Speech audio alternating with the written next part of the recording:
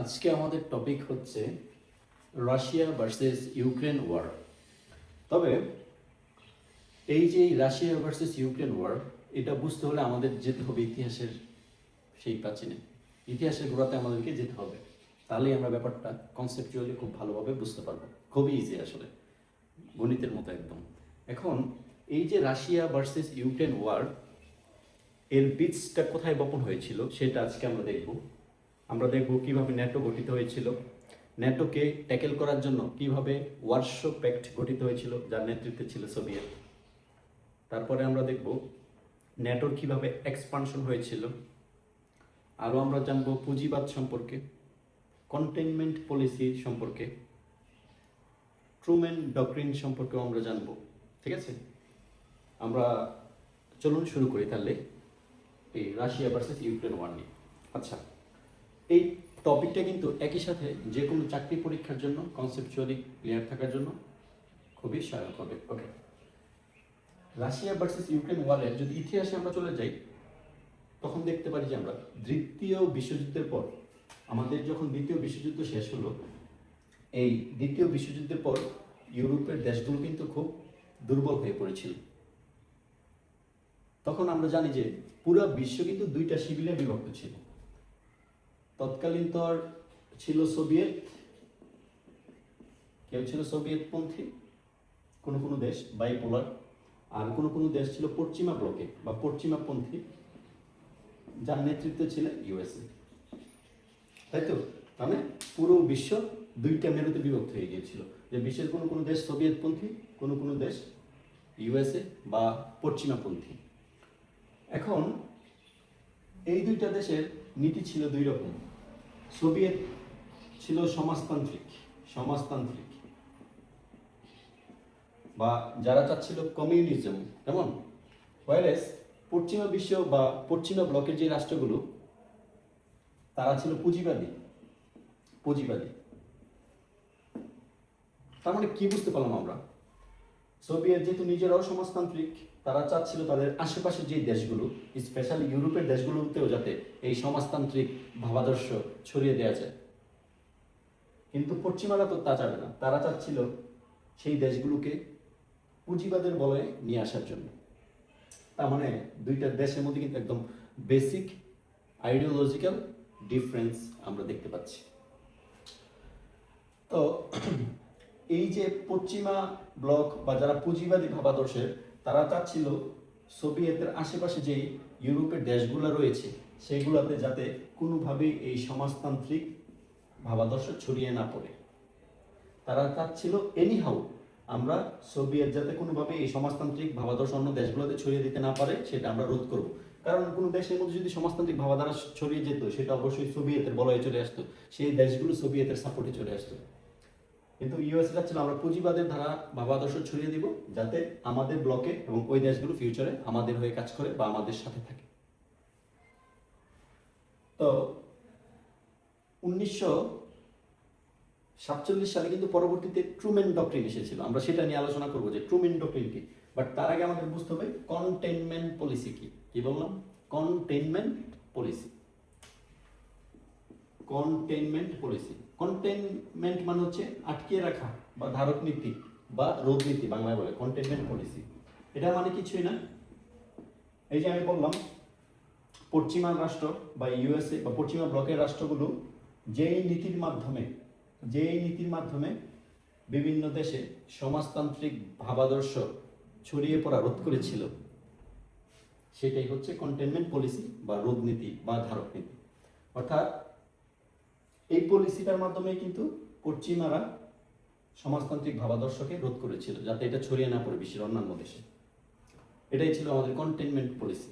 এখন এই containment policy কি সফল না কন্টেইনমেন্ট পলিসি ব্যর্থ, সেটা নিয়ে একটু কথা বলা উচিত। দেখুন, আমরা বলতে পারি অনেকাংশে কন্টেইনমেন্ট পলিসি সফল হয়েছে, আবার অনেক অংশে কন্টেইনমেন্ট পলিসি ব্যর্থ হয়েছে। যেমন এই কন্টেইনমেন্ট পলিসির যে সব জায়গায় সফল হয়েছে, সেটা হলো ট্রুম্যান ডক্ট্রিনের মাধ্যমে। ট্রুম্যান ডক্ট্রিনটা কি ছিল? 1947 সালে তৎকালীন যুক্তরাষ্ট্রের প্রেসিডেন্ট ট্রুম্যান উনি বলেছিলেন যে কোনো দেশে যদি সমাজতান্ত্রিক আন্দোলন বা সমাজতান্ত্রিক ভাবাদর্শ রোধ করতে চাই বা আন্দোলন রোধ করতে চাই, তাহলে ওই দেশগুলোকে আমাদের অর্থনৈতিকভাবে সহায়তা করা উচিত। সমাজতান্ত্রিক আন্দোলন কেন হয়? সমাজতান্ত্রিক আন্দোলন শ্রমিক শ্রেণীর মানুষ, খেটে খাওয়া মানুষ, তাদের মধ্যে যে ফুসলিয়ে ওঠা ক্ষোভ তারই বহিঃপ্রকাশের কারণে হয়। তাহলে আমরা যদি তাদেরকে আর্থিকভাবে স্বাবলম্বী করতে পারি, আর্থিকভাবে খুশি রাখতে পারি, তাহলে তো সমাজতান্ত্রিক আন্দোলন হবে না। সেই ক্ষেত্রে কিন্তু এই ট্রুম্যান সাহেব মার্কিন কংগ্রেসে বলেছিলেন যে সমাজতান্ত্রিক বা কমিউনিজম রোধ করতে হলে আমাদের যেই সব দেশে সমাজতান্ত্রিক আন্দোলন চলছে সেই সব দেশে আর্থিক সহযোগিতা করতে হবে। কথা বোঝা গেছে? এখন এই যে এই ট্রুম্যান ডক্ট্রিনের সফলতা বা ব্যর্থতা কি, আপনার কি মনে হচ্ছে? দেখুন, তৎকালীন সময়ে এই গ্রিস এবং গ্রিসের সাথে সাথে আরেকটি দেশ যেটা ছিল তার্কি, এই গ্রিস এবং তার্কিতে দুইটাতেই সমাজতান্ত্রিক আন্দোলন চলছিল। তাহলে ট্রুম্যান নীতি অনুসারে যেহেতু এই দুইটা দেশে সমাজতান্ত্রিক আন্দোলন চলছিল, তাহলে অবশ্যই পশ্চিমা রাষ্ট্র হিসেবে ইউএসএ তাদেরকে আর্থিক সহযোগিতা করবে যাতে সমাজতান্ত্রিক আন্দোলন রোধ করা যায়, তাই না? হ্যাঁ, ঠিক তাই করলো।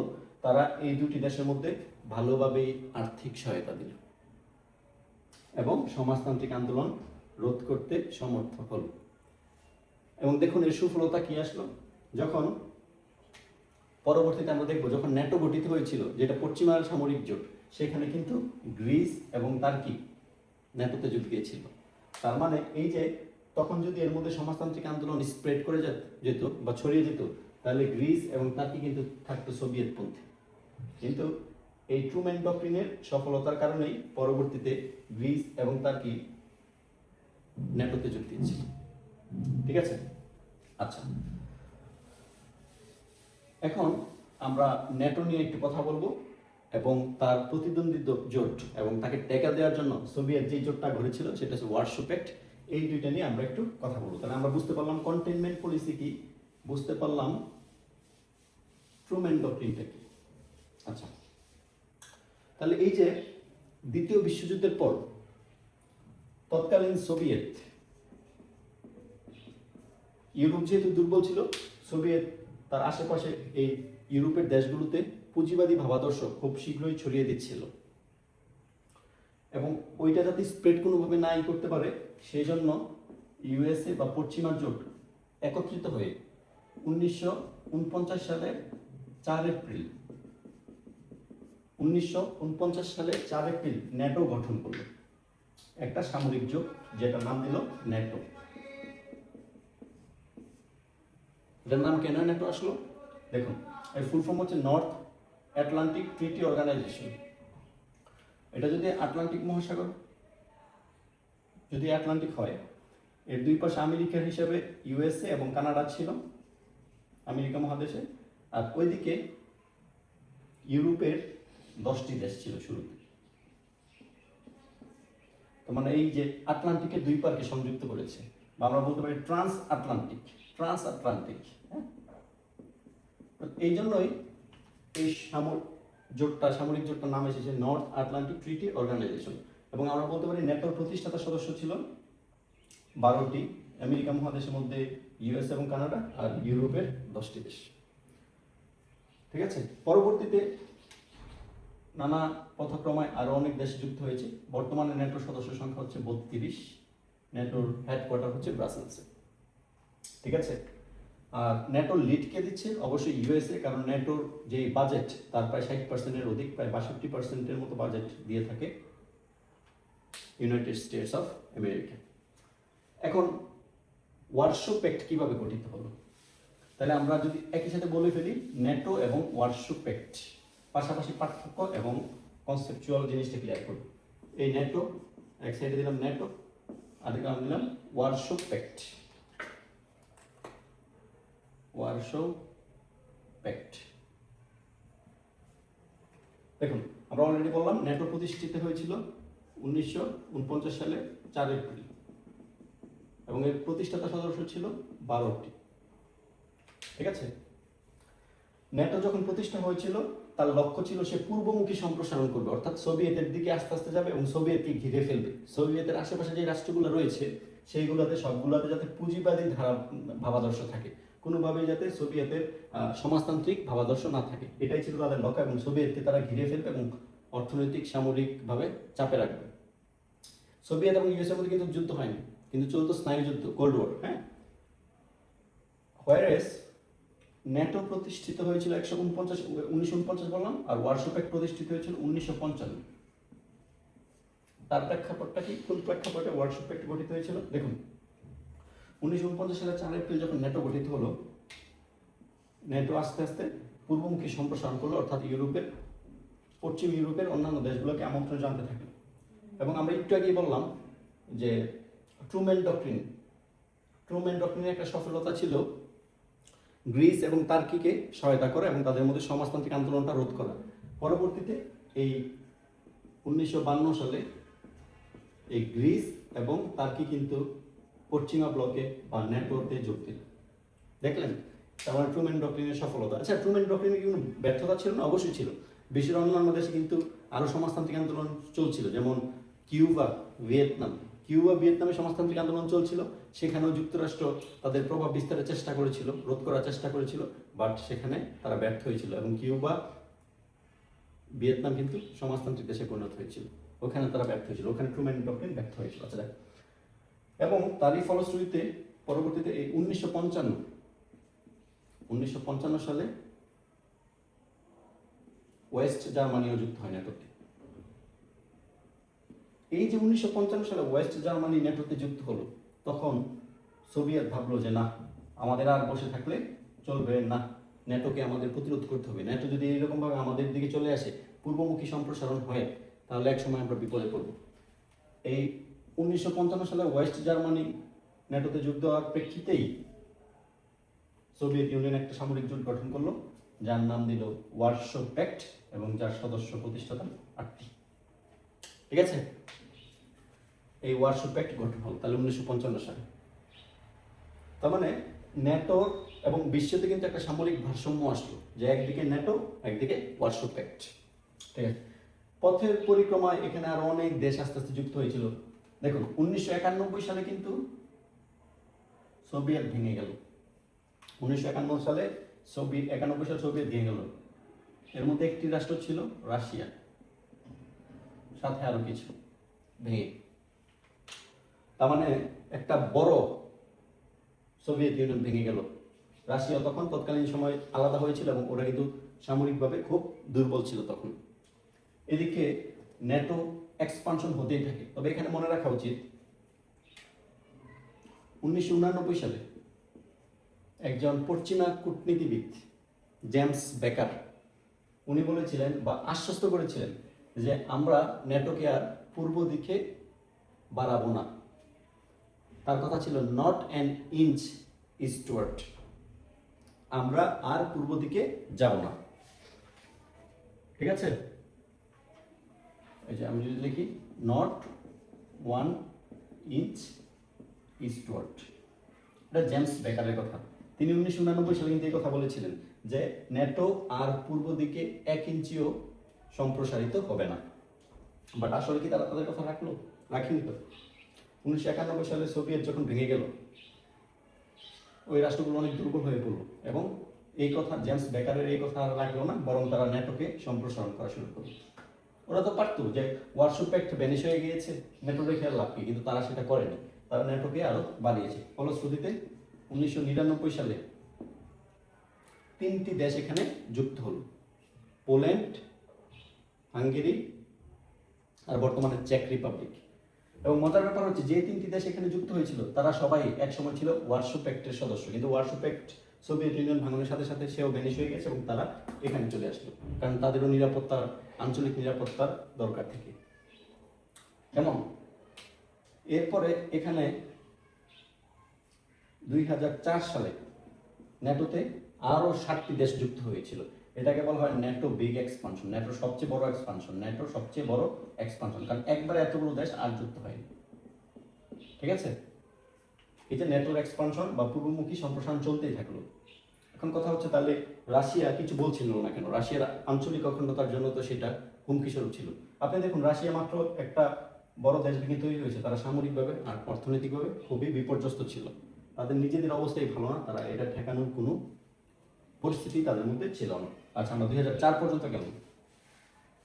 এখন এই 2004-এর পরে 2008-এ একটা বিশাল ঘটনা ঘটে গেল বিশ্ব রাজনীতিতে। 2008-এ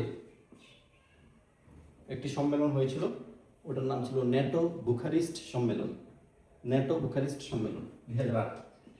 সেখানে তৎকালীন মার্কিন প্রেসিডেন্ট জর্জ বুশ উনি বলেছিলেন, ন্যাটোতে আমরা আরও 2টা দেশকে যুক্ত করতে চাই।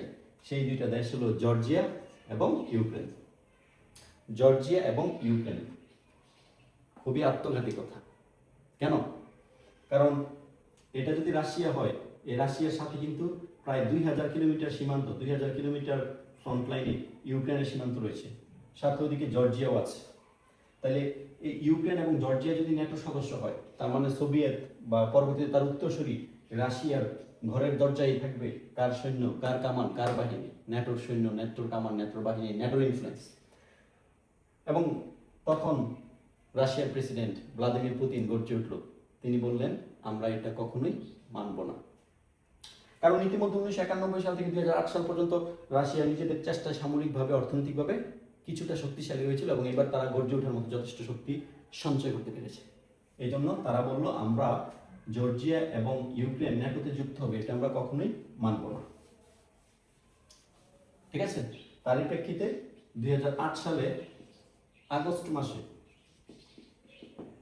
রাশিয়া জর্জিয়াকে অ্যাটাক করলো। ঠিক আছে? জর্জিয়াকে অ্যাটাক করলো এবং জর্জিয়ার অনেক অঞ্চল পুরোপুরি দখল করেনি, বাট সেই সব অঞ্চলে এখন ওইসব অঞ্চলে এখন সোভিয়েতের সৈন্য এবং সামরিক উপস্থিতি রয়েছে এবং ওই অঞ্চলগুলো ডিফ্যাক্টো অঞ্চলে পরিণত হয়েছে। ডিফ্যাক্টো অঞ্চল নিয়ে আরেকদিন বলবো, ডিফ্যাক্টো অঞ্চল কি, দ্বিজুড়ি অঞ্চল। আচ্ছা, তার মানে আলটিমেটলি জর্জিয়া কিন্তু আর ন্যাটোতে যুক্ত হতে পারেনি রাশিয়ার বাধার কারণে, রাশিয়ার সামরিক আক্রমণের কারণে। আচ্ছা, ঠিক আছে। আবার ইউক্রেনও কি ন্যাটো সদস্য হতে পেরেছিল? পারেনি, এখনো ইউক্রেনও পারেনি। কারণ কি? দেখুন, এটা বুঝতে হলে আমাদের চলে যেতে হবে আরেকটা টপিকে, সেটা হচ্ছে রাশিয়া কিন্তু 2014 সালে ক্রিমিয়া দখল করেছিল। ক্রিমিয়া একটা ইউক্রেন অধ্যুষিত অঞ্চল ছিল, সেই জায়গাটা দখল করে নিয়েছিল কে? রাশিয়া। কেন দখল করে নিয়েছিল সেটাই এখন পড়া, সেটা খুব ইম্পর্টেন্ট প্রশ্ন। রাশিয়া কেন 2014 সালে ক্রিমিয়া দখল করে নিয়েছিল? ঠিক আছে? তাহলে আপনারা কি আগের পড়াগুলো আশা করি সবগুলো বুঝতে পেরেছেন? আমার লেকচার শুনে আপনারা নিজেদের মতো নোট করে নেবেন বা নিজেরা পড়াশোনা করে নোট করে নেবেন। আমি কনসেপচুয়াল পার্টটা আপনাদেরকে একটু ক্লিয়ার করে দেওয়ার চেষ্টা করছি। আচ্ছা, আপনি যদি বুঝতে চান 2014 সালে কেন রাশিয়া ক্রিমিয়া দখল করেছিল, তার জন্য আপনার একটু হিস্ট্রির দিকে যেতে হবে। রাশিয়ার 3জন প্রেসিডেন্টের কথা আমি লিখি। একজনের নাম হচ্ছে ইয়ানুকোভিচ। উনি 2014 সাল পর্যন্ত ক্ষমতায় ছিল এবং উনি ছিল প্রো রাশিয়া, মানে উনি ছিল রাশিয়াপন্থী। ইয়ানুকোভিচের পরে আমরা কার কথা বলতে পারি? পেট্রো পরোশেঙ্কো। উনি 2014 থেকে 2019 পর্যন্ত ক্ষমতায় ছিল। উনি ছিল প্রো আমেরিকান বলতে পারি, বা পশ্চিমাপন্থী বা আমেরিকাপন্থী। এই ইয়ানুকোভিচকে একটি আন্দোলনের মাধ্যমে মার্কিন সহায়তায় বা পশ্চিমা সহায়তায় কিন্তু ক্ষমতাচ্যুত করা হচ্ছিল, কারণ সে রাশিয়াপন্থী ছিল। তারা চাচ্ছিল ইউক্রেনে এমন একজন সরকার আসুক যারা হবে পশ্চিমাপন্থী। আচ্ছা, আর 2019 সালে ক্ষমতায় এসেছিল এই বর্তমান যেই পাপেট প্রেসিডেন্ট বা পুতুল প্রেসিডেন্ট বলা হয়, ভ্লাদিমির জেলেনস্কি কোন পন্থী?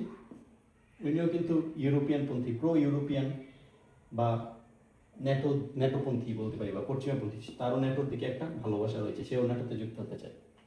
তবে একমাত্র এই প্রেসিডেন্ট ইয়ানুকোভিচ উনি ছিল রাশিয়ার পছন্দের। বাকি দুইজনই রাশিয়ার জন্য হুমকি স্বরূপ ছিল। তাহলে 2014 সালে যখন ইয়ানুকোভিচ ক্ষমতাচ্যুত হলো, তখন রাশিয়া কিন্তু খুবই আতঙ্কিত হলো বা কিছুটা হলেও ভয় পেল, কারণ তারা ভাবলো ইউক্রেনে যদি পশ্চিমাপন্থী সরকার আসে বা ন্যাটোপন্থী সরকার আসে, তাহলে ইউক্রেন আবার ন্যাটোর সদস্য হতে যাবে, যেটা রাশিয়ার জন্য হুমকি ছিল। তাই রাশিয়া ভাবলো যদি বাই চান্স আমরা সেই ক্ষেত্রে বিপদে পড়ে যাই, তার আগেই আমরা একটা কাজ করতে পারি, আমরা ক্রিমিয়া দখল করে নিই। কেন? কারণ ক্রিমিয়া রাশিয়ার জন্য অনেক গুরুত্বপূর্ণ একটা সামুদ্রিক পথ। এখানে আপনারা একটা ম্যাপ এঁকে দিতে পারেন, বা আমি একটা ম্যাপ এঁকে দেখাই। ম্যাপটা আঁকি, কেমন? দেখুন,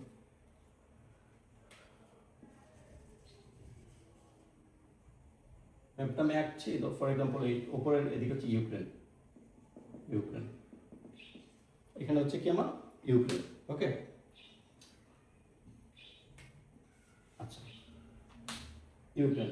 আর ইউক্রেনের সাথে এদিকে হচ্ছে আমাদের সেই দ্বীপটা, ঠিক আছে?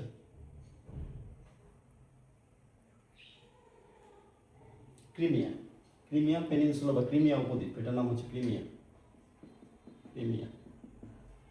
বুঝতে পারছি? তাহলে এটা হচ্ছে আমাদের ইউক্রেন, আর নিচে হচ্ছে তার একটি দ্বীপ ক্রিমিয়া, এটা কিন্তু ইউক্রেনেরই অংশ। আর এদিকে হচ্ছে আমাদের রাশিয়া, এদিকে হচ্ছে আমাদের রাশিয়া, ঠিক আছে? আর এখানে হচ্ছে আমাদের এই কৃষ্ণ সাগর, কি নামের? ব্ল্যাক সি বা কৃষ্ণ সাগর, ব্ল্যাক সি, যে এদিক দিয়ে সহ এদিক দিয়ে হচ্ছে ব্ল্যাক সি, ঠিক আছে? আর এখানে কিন্তু একটি গুরুত্বপূর্ণ প্রণালী রয়েছে, এটাকে বলে স্ক্র্যাচ প্রণালী। এই ব্ল্যাক সি থেকে যেই পথে রাশিয়াতে যাওয়া হয়, এখানে এটা হচ্ছে এই যে জায়গাটা স্ক্র্যাচ প্রণালী। তার মানে এমসিকিউতে আসতেই পারে, স্ক্র্যাচ প্রণালী কোন কোন দেশের মধ্যে? রাশিয়া এবং ইউক্রেন, বা রাশিয়া এবং ক্রিমিয়া উপদ্বীপের মধ্যে, ঠিক আছে? এখন আপনি চিন্তা করুন, এই রাশিয়ার সামুদ্রিক বাণিজ্য বা ল্যান্ডলক কান্ট্রি না কিন্তু, কেন? কারণ তার ওইদিকেও কিছু বরফাচ্ছন্ন অঞ্চল রয়েছে, ওইদিকেও সমুদ্র রয়েছে, বাট ওইদিকে বেশি বাণিজ্য হয় না, কারণ ওই অঞ্চলগুলোতে যে সমুদ্র, সেখানে সবসময় বরফই থাকে বেশিরভাগ সময়। বাণিজ্যের জন্য এটা সুইটেবল না। তার মানে রাশিয়া বাণিজ্য করতে হলে ওয়ার্ম ওয়াটার দরকার, যেটা হচ্ছে এই ব্ল্যাক সিতে রয়েছে। বাট আপনি চিন্তা করুন, ক্রিমিয়া যদি কোনো কারণে ইউক্রেনের দখলেই থাকতো এবং ইউক্রেন যদি ন্যাটোর সদস্য হতো, তাহলে ক্রিমিয়ার এদিকে কিন্তু ন্যাটোর উপস্থিতি থাকতো, এবং যদি তারা এই ব্ল্যাক সিকে ব্লক করে দিত, আলটিমেটলি রাশিয়া এই পথটা ইউজ করতে পারতো না, এবং রাশিয়ার বাণিজ্য বন্ধ হয়ে যেত। রাশিয়া এক ধরনের পুরোপুরি ল্যান্ডলক কান্ট্রি না হলেও তাদের জন্য একটা বড় ক্ষতি হয়ে যেত। সেই চিন্তা থেকেই 2014 সালে যখন তাদের এই ইউক্রেনের প্রেসিডেন্ট, যেটা রাশিয়ার বন্দী ছিল, ইয়ানুকোভিচ, তিনি চলে যাওয়ার পরে, বা তিনি চলে যাওয়া এমন অবস্থায় রাশিয়া কিন্তু ইউক্রেন দখল করে ফেললো, ঠিক আছে?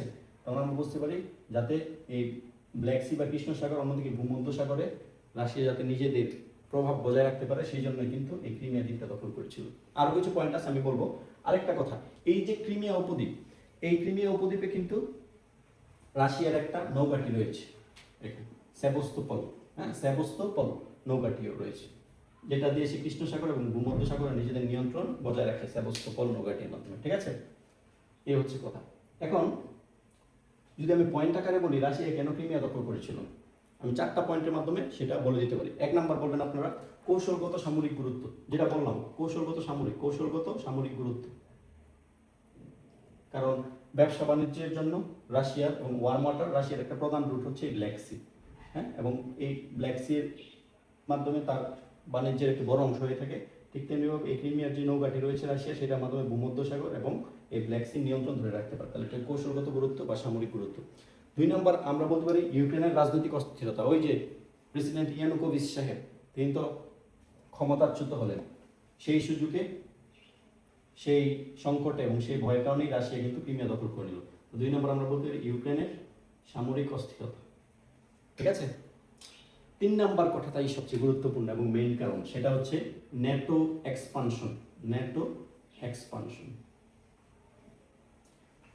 যে রাশিয়া ভাবছিল কোনো কারণে যদি আসলে ইউক্রেন ন্যাটোর সদস্য হয়ে যায় এবং ক্রিমিয়া যদি ইউক্রেনের পার্ট থাকে, তাহলে এই অঞ্চলটাতে ন্যাটোর সৈন্য থাকবে, ন্যাটোর বাহিনী থাকবে, ন্যাটোর কামান থাকবে, সামরিক উপস্থিতি পারবে। সেক্ষেত্রে তারা ব্ল্যাক সি ইউজ করতে পারবে না। যদি ব্ল্যাক সি ব্লক করে দেয়, রাশিয়া আলটিমেটলি বিপদে পড়ে যাবে। এই জন্য ন্যাটোর এক্সপানশন একটা রাশিয়া ক্রিমিয়া দখল করার একটা গুরুত্বপূর্ণ কারণ। আরেকটা ইম্পর্টেন্ট কারণ, সেটা হচ্ছে রাশিয়ার দাবি যে ক্রিমিয়াতে তো অনেক সংখ্যক রুশ ভাষাভাষীর জনগোষ্ঠী বসবাস করে, রুশ তো রাশিয়ার ভাষা, তাহলে ওরা বললো যে আমরা এই রুশ জনগোষ্ঠীর অধিকার রক্ষা করতে চাই, তাদেরকে সুবিধা দিতে চাই। তাহলে সেটাও একটা ইম্পর্টেন্ট কারণ। তাহলে আমরা সেটা কি বলতে পারি? রুশ জনগোষ্ঠীর উপস্থিতি এই ক্রিমিয়াতে। তাহলে আপনি সুন্দর করে গুছিয়ে লিখে দেবেন, ঠিক আছে? ওকে, তাহলে রাশিয়া কেন ক্রিমিয়া দখল করলো তার এই 4টি কারণ আপনি ম্যাপের মাধ্যমে আমরা সেটা বুঝতে পারলাম। ব্ল্যাক সির কথা বলবেন, মেডিটেরিয়ান সি ভূমধ্যসাগরের কথা বলবেন, এই নৌঘাটি, তারপরে ইউক্রেন রাশিয়ার এখানে একটি প্রণালী, এই কথাগুলো আঁকলে সুন্দর করে আপনার প্রশ্নটি একদম ক্লিয়ার হয়ে যাবে এবং কনসেপচুয়ালির জন্য ইটস অলরাইট। তো রাশিয়া ইউক্রেন যুদ্ধ আমরা শুরু করেছিলাম, বেসিক পার্টটুক শেষ করেছি। নেক্সট পার্টে হচ্ছে আমরা বাকি পার্টটুক শেষ করব, যে কেন রাশিয়া ইউক্রেন ওয়ার এতদিন ধরে চলছে, এই যুদ্ধের ভবিষ্যৎ কি, রাশিয়ার কি লাভ হয়েছে নাকি ইউক্রেনের লাভ হয়েছে নাকি ইউনাইটেড স্টেটস অফ আমেরিকার লাভ হয়েছে এই যুদ্ধের মাধ্যমে, এই ব্যাপারগুলো আমরা কি ক্লিয়ার হবো, ঠিক আছে? এবং এই যুদ্ধের পরবর্তী বিশ্বটা কেমন হবে সেই সবগুলো ব্যাপার আমরা দেখবো। সো ধন্যবাদ সবাইকে। এরকম আরও কনসেপচুয়াল ভিডিও পাওয়ার জন্য চ্যানেলটি সাবস্ক্রাইব করে রাখবেন। আল্লাহ হাফিজ।